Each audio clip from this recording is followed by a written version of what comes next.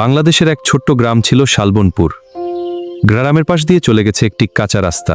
সেই রাস্তার ধারে দাঁড়িয়ে ছিল একটি বিশাল পুরনো তেঁতুল গাছ। গাছটি এত বড় ছিল যে দিনের বেলাতেও তার নিচে আলো ঠিকমতো পৌঁছাত না। গ্রামের সবাই জানত সূর্য ডুবে যাওয়ার পর ওই গাছের পাশ দিয়ে যাওয়া মানেই বিপদ। এই গাছটা এড়িয়ে যাওয়াই ভালো। হ্যাঁ, চলো তাড়াতাড়ি এগিয়ে যাই। সাবধানে। আছিস আয়।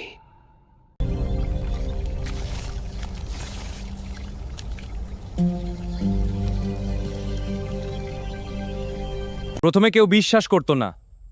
সবাই ভাবত হয়তো বাতাসে ডালপালা নড়ে এমন শব্দ হয়, কিন্তু একের পর এক অদ্ভুত ঘটনা ঘটতে শুরু করলো। এই বৃষ্টিতে ফেরা কঠিন হচ্ছে। এদিকে কিসের শব্দ? এই বৃষ্টিতে কিছুই দেখা যায় না। ওই গাছের নিচে কি আছে?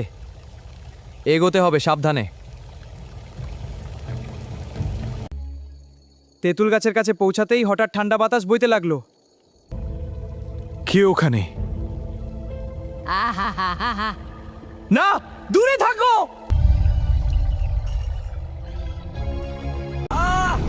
ভূত! ওই গাছের ডালে আরেকটা! আমাকে বাঁচাও, দুটো ভূত! ওই, কে তুই? আমি তোমার মৃত্যুর দূত। না, দূরে যা! তোমার আত্মা আমার। তুই এখান থেকে যা। না, তুই কে? আমি তোর মৃত্যু এনেছি।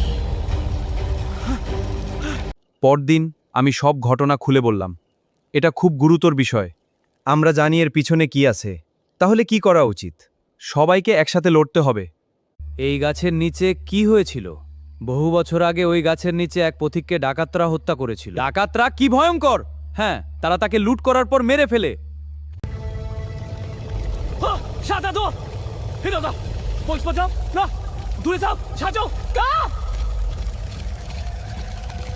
না, ভূত দূর হয়ে যা!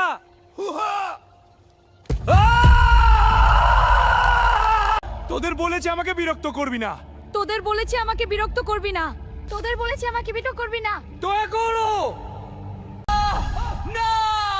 মর!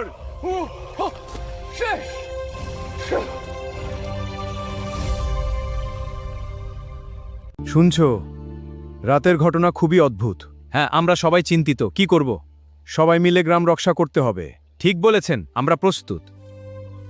এখান থেকে চলে যা, নয়তো সবগুলোকে মেরে ফেলবো। বাবা, সবাই পালা!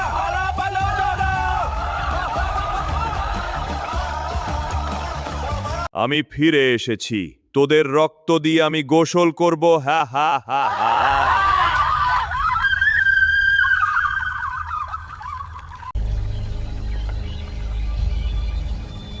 আজও শালবনপুর গ্রামের মানুষ সূর্য ডোবার পর সেই রাস্তা দিয়ে যায় না, কারণ তারা জানে তেঁতুল গাছটি এখনো অপেক্ষা করে আছে নতুন কাউকে ডাকার জন্য। কে আছিস আয়।